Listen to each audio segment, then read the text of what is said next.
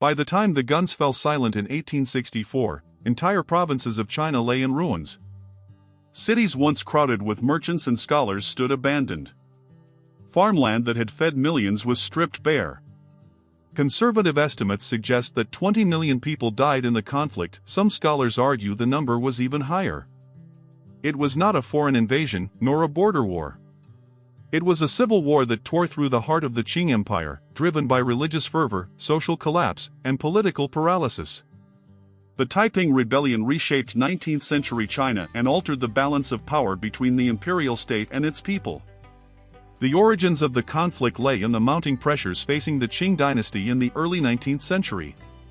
Population growth had far outpaced agricultural expansion. By 1850, China's population had doubled compared to the previous century, placing immense strain on land and resources. Many peasants struggled with debt, displacement, and periodic famine. At the same time, corruption within the imperial bureaucracy weakened local governance. The Opium War of 1839 to 1842 exposed the vulnerability of the Qing state, forcing humiliating concessions to foreign powers and further undermining confidence in the dynasty. In the southern province of Guangdong, these pressures were especially acute. It was here that Hong Xiuquan, a failed civil service examination candidate from a Hakka background, began to form a movement that would grow into a revolutionary force. After repeatedly failing the Confucian examinations that determined entry into officialdom, Hong experienced a psychological and religious crisis. Influenced by Christian missionary tracts he had encountered years earlier, he developed a heterodox belief system that blended Christian elements with his own interpretations. He came to believe that he was the younger brother of Jesus Christ, divinely appointed to rid China of demons, whom he identified with the ruling Manchu elite of the Qing Dynasty. In the late 1840s, Hong and his followers began preaching a message of moral reform, social equality, and opposition to the Qing state. The movement attracted marginalized groups, including Hakka communities who had long-standing tensions with other local populations. Converts gathered in increasing numbers, forming what became known as the God-worshipping society. As local officials attempted to suppress the growing sect, confrontations escalated.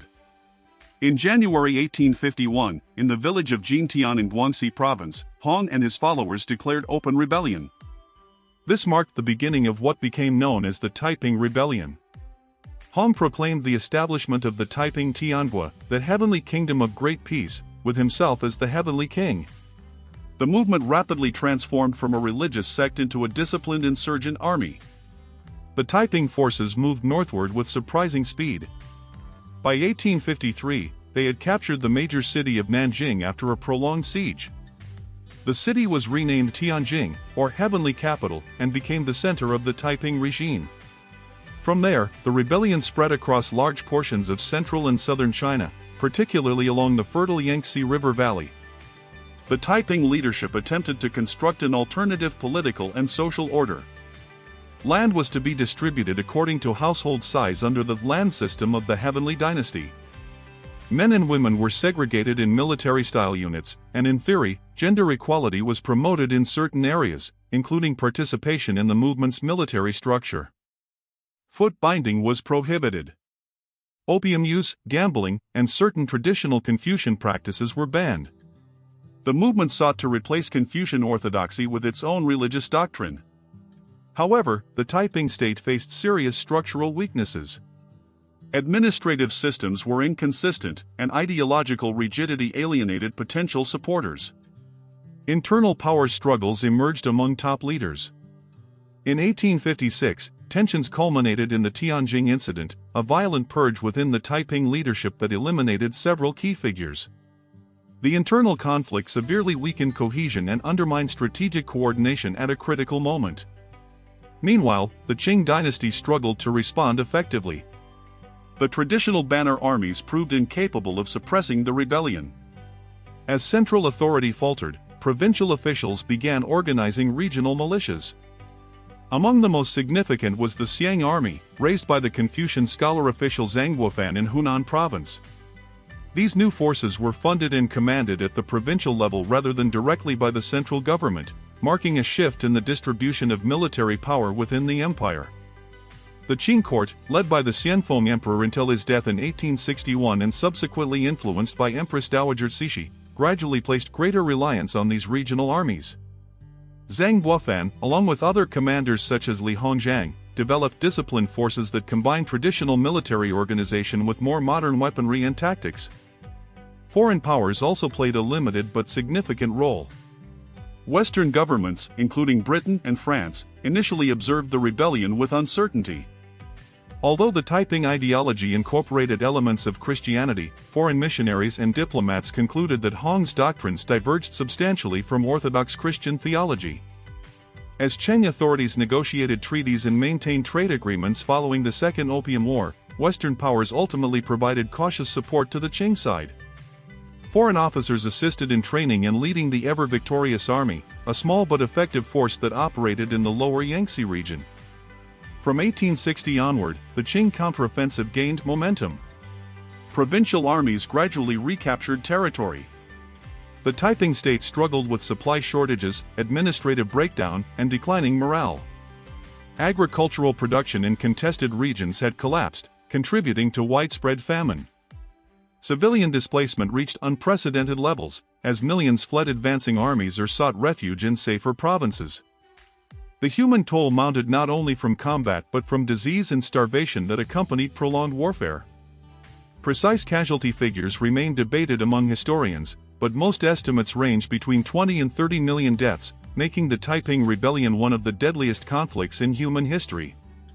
The demographic impact was especially severe in provinces such as Anhui, Jiangsu, and Zhejiang, where entire communities were destroyed. In 1864, Qing forces laid siege to Tianjin. After months of encirclement, the city fell in July. Hong Xiuquan had died shortly before its capture, reportedly from illness, though details remain uncertain. With the fall of the heavenly capital, organized Taiping resistance collapsed. Remaining factions were gradually eliminated over the following years. The end of the rebellion did not restore China to stability. Large swaths of the country remained economically devastated. Irrigation systems, roads, and towns required reconstruction. Agricultural output took years to recover. The Qing government faced enormous financial strain, compounded by indemnities owed to foreign powers under earlier treaties. Politically, the rebellion altered the structure of Qing governance. The reliance on provincial armies had strengthened regional leaders at the expense of the central state.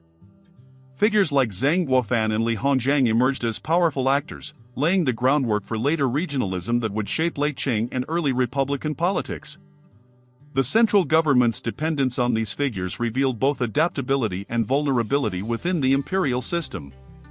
The Taiping Rebellion also exposed deep social fissures. Ethnic tensions between Hakka and other Han communities intensified in some regions. The devastation accelerated migration patterns, as survivors relocated to less affected provinces or overseas. In the decades that followed, southern Chinese emigration to Southeast Asia and the Americas increased, influenced in part by the instability of the mid-century conflicts.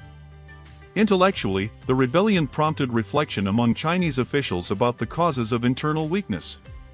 Some leaders concluded that military and technological modernization were necessary to preserve the dynasty. This perspective contributed to the self-strengthening movement of the 1860s and 1870s, which sought to adopt Western industrial and military techniques while maintaining Confucian political structures. The memory of the Taiping crisis shaped debates about reform, governance, and the role of religion in society. The conflict also had implications for global history. Occurring during a period of imperial expansion by Western powers, the rebellion influenced foreign policy decisions in Beijing, London, and Paris. It demonstrated the fragility of one of the world's largest empires at a time when global trade networks were expanding rapidly.